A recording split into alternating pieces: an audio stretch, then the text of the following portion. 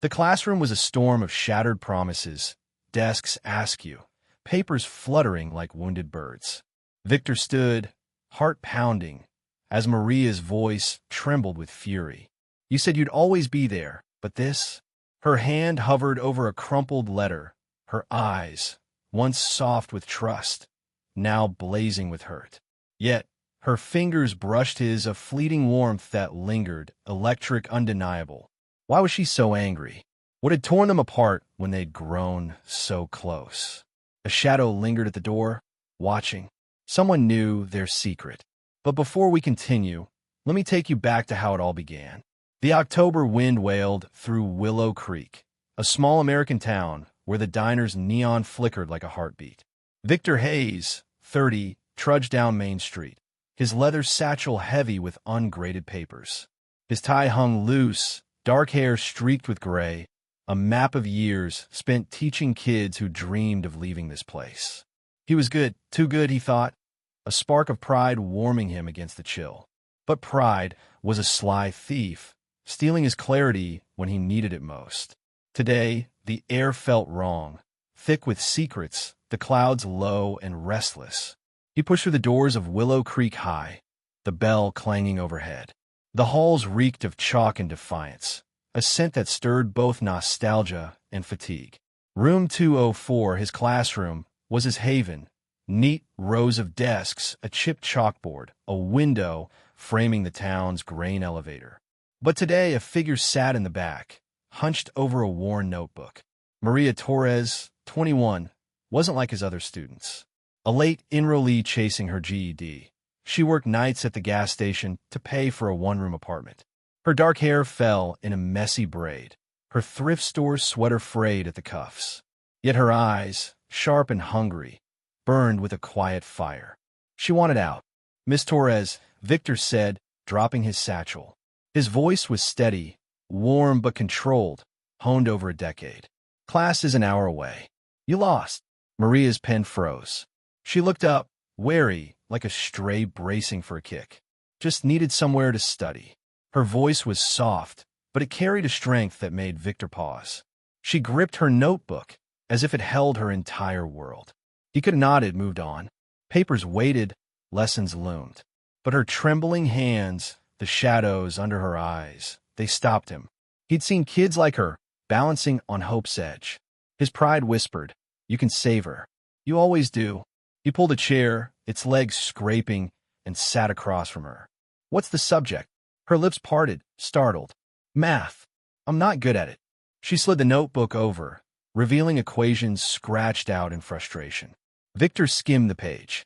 Sloppy, but salvageable. "You're not bad. Just rushing." He tapped a problem. "Slow down.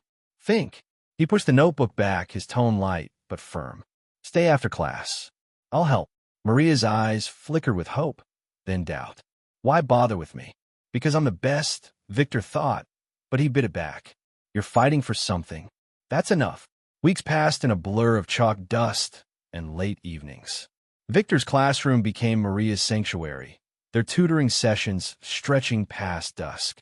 The town's harvest festival neared, its banners fluttering outside, promising cider and square dances. Victor barely noticed.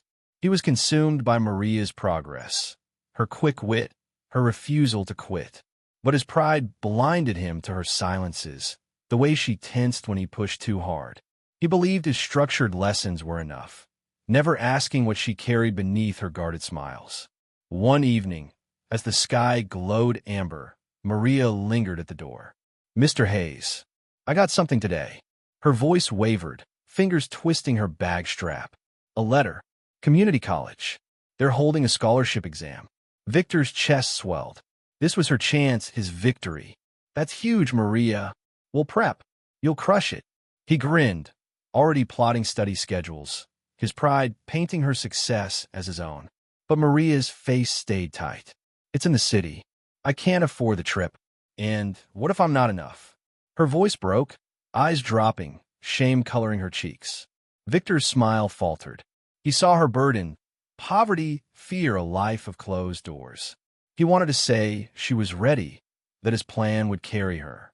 But his pride, that old flaw, led him astray. You're enough if I say so.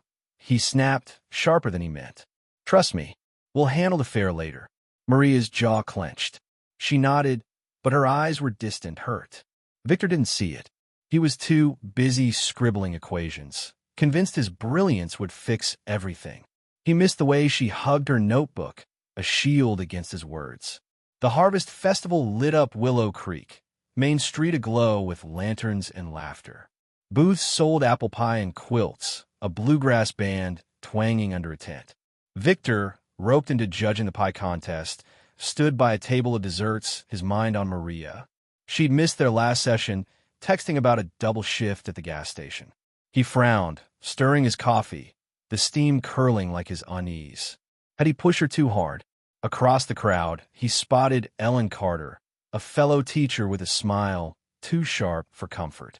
Ellen, 40, taught English and had a knack for stealing Victor's thunder. Her classroom always louder, her students more engaged. She sauntered over, her red scarf bright against the dusk. Victor, you look distracted. Trouble with your star pupil? Her tone was syrupy, but her eyes gleamed with something colder. Victor stiffened. Maria's fine, just busy. He sipped his coffee, hiding his irritation. Ellen had been sniffing around his tutoring sessions, asking questions that felt like traps. Busy, huh? Ellen tilted her head. Heard she's struggling. Shame if she misses that scholarship. She paused, her smile tightening. You know, I could help. My methods might suit her better. Victor's pride flared. She's got me. That's enough. He turned away, but Ellen's laugh followed, sharp as a splinter.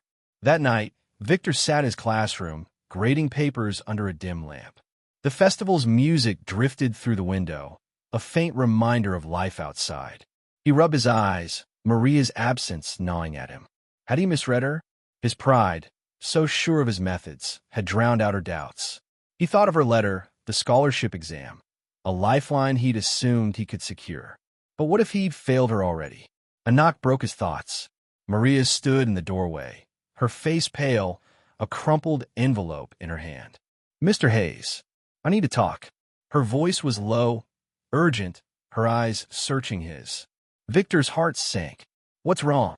She stepped closer, the envelope trembling. It's the exam. Someone's trying to stop me. The air shifted, heavy with questions. Who? Why? Victor leaned forward, his pride crumbling under the weight of her fear. The classroom felt smaller, the air thick with Maria's words. Someone's trying to stop me, she'd said, her voice a fragile thread stretched to breaking. Victor's chair creaked as he leaned forward, the dim lamp casting shadows across his face. Outside, the Harvest Festival's music faded, leaving only the hum of crickets and the weight of her fear. Maria stood clutching the crumpled envelope, her dark eyes wide, searching his for answers. Her braid was frayed, her sweater sleeves tugged over her knuckles, a shield against the world. Who, Maria? Victor's voice was steady, but his pulse wasn't. He glanced at the envelope, its edges torn, as if she'd opened it a dozen times. What's in there? She hesitated, her lips parting, then closing. A letter from the college. She handed it to him, her fingers brushing his, brief, warm, a spark that startled him. He pushed the thought aside, unfolding the paper. The words were stark. Due to an administrative error, your scholarship exam registration has been flagged. Contact us immediately. A phone number followed, and a name, Ellen Carter. Victor's stomach twisted. Ellen, the rival teacher with the too sweet smile, always circling like a vulture. His mind flashed to her at the festival, her barbed offer to help Maria. Had she done this? Why? His pride, that stubborn beast, roared, she's jealous. You're the better teacher. But doubt crept in cold and sharp. Had he underestimated her? Ellen. Maria's voice was small, her brow furrowed. She's been nice to me. Gave me books. Said I could talk to her. She looked down, guilt flickering in her eyes, as if she betrayed Victor by accepting Ellen's kindness. Victor's jaw tightened. He wanted to say Ellen was a snake, that her help was a trap. But Maria's vulnerability stopped him. She was already crumbling under doubt. He couldn't add to it. Not yet. Let's call the college tomorrow, he said, folding the letter. We'll fix this. His tone was firm, but inside he was reeling. What if Ellen had more planned? What if he couldn't protect Maria? Maria nodded, but her shoulders stayed hunched. I can't lose this, Mr. Hayes. Her voice cracked, and she hugged her arms, her eyes glistening. It's all I've got. Victor's chest ached. He saw her life, nights at the gas station, a mattress on the floor, dreams she'd buried to survive. His pride had blinded him before, assuming his lessons were enough. Now he saw her fear, raw and real. You won't lose it, he said softly. I promise. The words felt heavy, a vow he wasn't sure he could keep. The next morning, Victor drove Maria to the city, a 2-hour trip to the community college. Willow Creek's fields gave way to highways, then skyscrapers that loomed like giants. The city buzzed with life, horns blaring, street vendors shouting, a pulse Willow Creek could never match. Victor's old sedan rattled, the radio crackling with static. Maria sat beside him, staring out the window, her hands knotted in her lap. Her silence was loud, filled with unspoken fears. Victor glanced at her, his fingers tight on the wheel. He wanted to ask about her life, her past, but his pride held him back. Focus on the exam, it whispered. That's what she needs. He ignored the voice that said she needed more, someone to listen, to see her. You ready for this? He asked, forcing a smile. Maria's lips twitched, a half smile. Not really, but I'll try. She paused, then added, thank for this. Her voice was quiet, but the gratitude in it warmed him, a flicker of connection he hadn't expected. They parked near the college, a sprawling campus with brick buildings and students rushing past. The admissions office was a maze of fluorescent lights and stale coffee. Victor's call to the college had confirmed the error was a mix-up, but the registrar's tone had been cagey, hinting at more. Now, face to face, the truth unraveled. The registrar, a tired woman with glasses perched on her nose, slid a form across the counter. Someone reported a discrepancy in your application, Ms. Torres. Alleged cheating on your GED prep. Maria's face drained of color. Cheating. Her voice was a whisper, her hands trembling. I'd never. Victor's blood boiled. Who reported this? He leaned forward, his tone sharp, though he already knew. The registrar glanced at her screen. Ellen Carter. She's a teacher, yes? Said she had evidence. Maria's eyes met Victor's, wide with panic. She gave me those books. Said they helped. Her voice broke, and she pressed a hand to her mouth, as if holding back a sob. Victor's mind raced. Ellen's books. A setup. She planted something. Notes, answers, to frame Maria. His pride had missed it, too focused on his own methods to see Ellen's game. He wanted to storm back to Willow Creek, confront her. But Maria's shaking hands grounded him. We'll fight this, he said, his voice low, fierce. You're not losing this chance. The city's community center became their temporary base, a bustling hub where locals gathered for classes and events. It smelled of fresh paint and ambition, walls lined with flyers for job fairs and tutoring programs. Victor and Maria sat at a table, poring over her application, searching for ways to counter Ellen's claim. The center's energy, kids laughing, adults debating, mirrored the town's spirit of hard work, but here it felt sharper, more urgent. Maria's backstory spilled out in fragments. My mom, she passed when I was 12, she said, her voice distant. Dad left before that. I've been on my own since 16. She traced a scar on her knuckle, a faint line Victor hadn't noticed. The gas station's all I've got. If I lose this scholarship, she didn't finish, but her eyes said it. I lose everything. Victor's heart twisted. He saw her resilience, her scars, literal and not. His pride, still clinging, told him to focus on the paperwork, to fix this with logic. But her pain demanded more. You're not alone, he said, surprising himself. Not anymore. Their eyes locked, and for a moment, the world shrank to just them, a thread of trust weaving tighter. Then the twist. A text buzzed on Victor's phone. From Ellen. Check your email. You want to see this. His gut churned as he opened his laptop, Maria leaning close. The email contained a video, grainy, but clear enough. It showed Maria in Ellen's classroom, slipping a book into her bag. The timestamp was weeks ago, during one of Victor's tutoring sessions. Ellen's voiceover purred. Proof of theft and cheating. Maria gasped, her face ashen. I didn't steal it.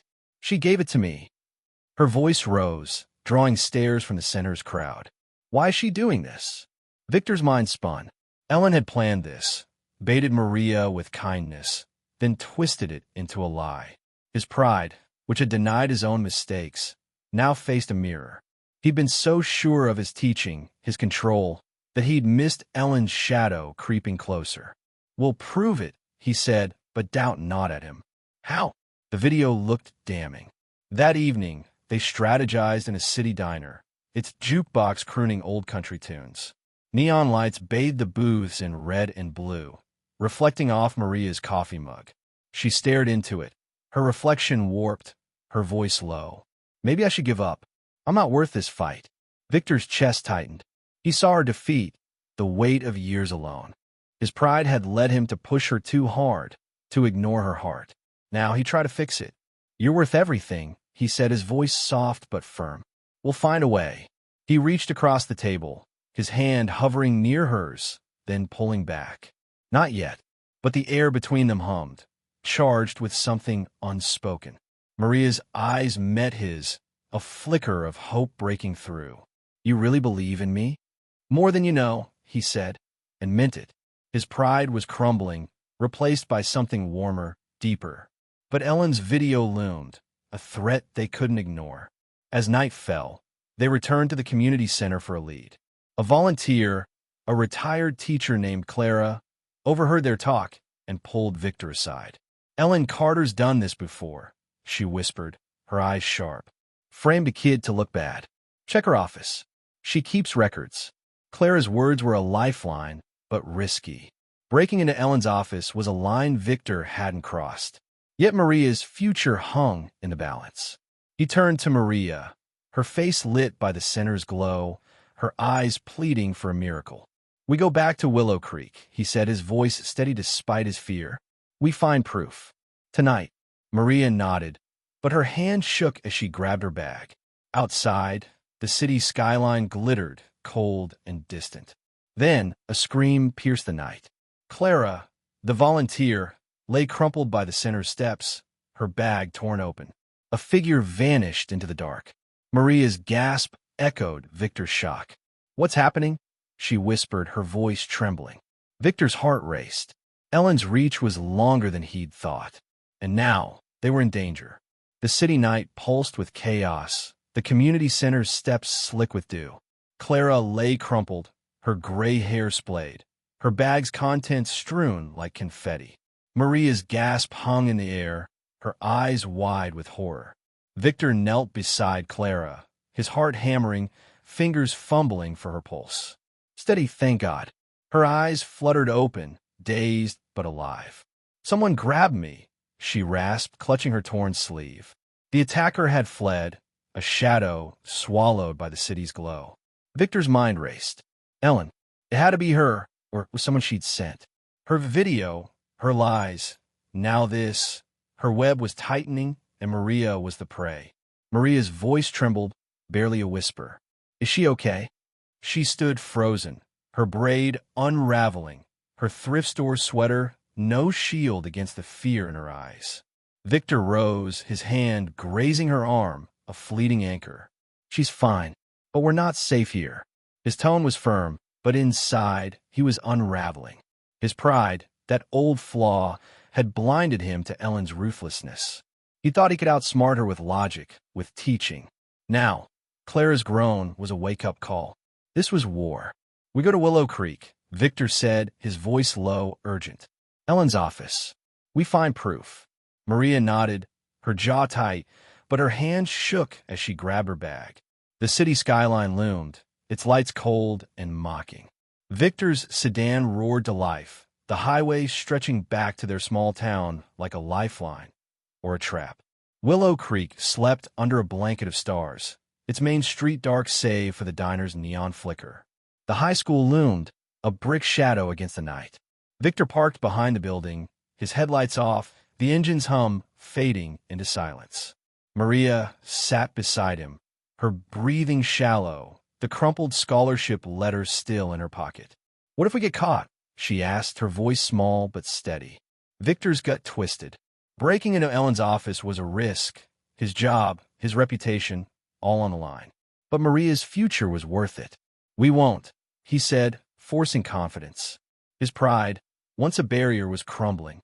He saw his mistake now, assuming he alone could save her, ignoring her heart, her fears. He'd been rigid, but tonight he'd bend.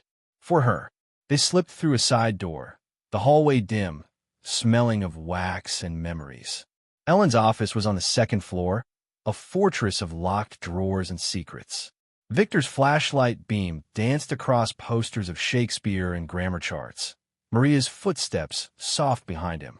Her presence grounded him, her courage a mirror to his own. He glanced at her, her eyes catching the light, and felt that spark again, warm, dangerous, alive. The lock was simple, a pin and tumbler Victor jimmied with a paperclip, his hands steadier than his heart. Inside, the office was meticulous, books alphabetized, pens aligned. Maria scanned the desk, her fingers trembling. "What are we looking for?" she whispered. "Anything," Victor said, rifling a drawer. "Notes, emails, proof she framed you." His pride had denied his error too long. Now, he'd face it head on. He'd failed to see Ellen's threat, but he'd fix it. For Maria. Then the twist. Maria gasped, holding a folder. "Mr. Hayes, look." Inside were photos. Maria, in Ellen's classroom, taking the book, time-stamped. But there was more. A letter from Ellen to the college, admitting she'd encouraged Maria to take the book to test her character. The words were smug, calculated. Ellen hadn't just framed Maria. She'd orchestrated it to ruin Victor, too. A sticky note read, "His star pupil falls, he falls." Victor's blood ran cold. Ellen's motive wasn't just jealousy, it was revenge. Years ago, Victor had been promoted over her, a slight she'd never forgotten. His pride had ignored her bitterness, and now Maria paid the price. "She used you," he said, his voice tight, "to get to me." Maria's face crumpled, her eyes glistening. "I trusted her." Her voice broke as she turned away, shoulders shaking. Victor's instinct was to fix it with logic, to plan. But his heart, finally free of pride, knew better. He stepped closer, his hand gentle on her shoulder. "This isn't your fault," he said softly. "It's mine. I should have seen her game." Maria looked up, her tears catching the flashlight's glow. "You're here now," she whispered. "That's enough." Their eyes locked, the air humming with something deeper than trust. Victor's heart thudded, but the moment broke, a creak in the hall. Someone was coming. They hid behind the desk, hearts pounding as footsteps neared. The door swung open, and Ellen's silhouette filled the frame. Her red scarf gleamed under the hall's light, her face sharp with suspicion. "Who's there?" she snapped, her voice slicing the silence. Victor held his breath, Maria's hand brushing his, her warmth a lifeline. Ellen stepped inside, her heels clicking, then stopped. "I know you're here, Victor." Her tone was venomous, certain. Victor's mind raced. They had the folder, proof, but Ellen was steps away. His pride, now ashes, gave way to clarity. He had to protect Maria, no matter the cost. "Stay down," he whispered, squeezing her hand. He stood, facing Ellen, the flashlight beam catching her smirk. Breaking and entering, Ellen tilted her head, her eyes gleaming. "Not your style, Victor." "You framed Maria," he said, his voice steady, the folder in his hand. "This ends now." Ellen laughed, cold and sharp. "You think that'll save her? The college won't care. She's nobody." Her words cut, but Victor saw her fear, a flicker in her eyes. She wasn't invincible. Maria stood, her voice trembling but fierce. "I'm not nobody." She stepped beside Victor, her chin high, the letter from the hook, the torn scholarship notice, clutched in her hand. "You lied about me. About us." Ellen's smirk faltered. The truth was out, and she knew it. She lunged for the folder, but Victor was faster, pulling Maria back. The struggle was brief. Ellen's heel caught, and she stumbled, cursing. "You'll regret this," she spat, but her voice cracked. She fled, her footsteps fading, leaving the folder behind. Dawn broke over Willow Creek, the town waking to a new day. Victor and Maria sat in the diner, the folder between them, its contents sent to the college with Clara's testimony. Ellen's scheme had unraveled. Her letter exposed her, and the college reinstated Maria's exam. But the victory felt fragile, shadowed by what they'd lost. Trust, time, each other's faith. Maria sipped her coffee, her eyes distant. "I thought I'd feel free," she said, her voice soft. "But I'm scared." Her scar, that faint line on her knuckle, caught the light. Victor saw her past, loss, struggle, a girl who'd fought alone. His pride had pushed her too hard, ignored her heart. Now he'd listen. "You're not alone," he said, his voice warm, raw. "You never were." He reached for her hand, and this time, he didn't pull back. Her fingers curled around his, tentative, then firm. The diner's jukebox hummed, a love song threading through the air, and Victor felt it. The spark from the hook, the warmth that had lingered. It wasn't just trust. It was more. Maria's lips curved, a shy smile. "You're not what I expected, Mr. Hayes." "Victor," he corrected, grinning. "And you're more than I deserved." His pride was gone, replaced by humility, by love.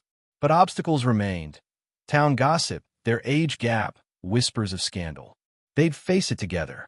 The town rallied at a community supper, tables laden with potluck dishes, kids chasing fireflies. Willow Creek's heartbeat here, in shared meals and second chances. Maria stood with Victor, her scholarship secured, her exam aced. They'd launched an educational project, tutoring for kids like her, funded by the town. The crowd cheered, their support a balm to old wounds. But Maria's rent was overdue, Victor's savings thin. Healing wasn't easy, but it was possible. Victor watched Maria laugh, her braid catching the sunset's glow.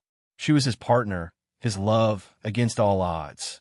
He'd been a tired teacher, she a girl in poverty. Now, they were more. To second chances, he toasted, raising a glass.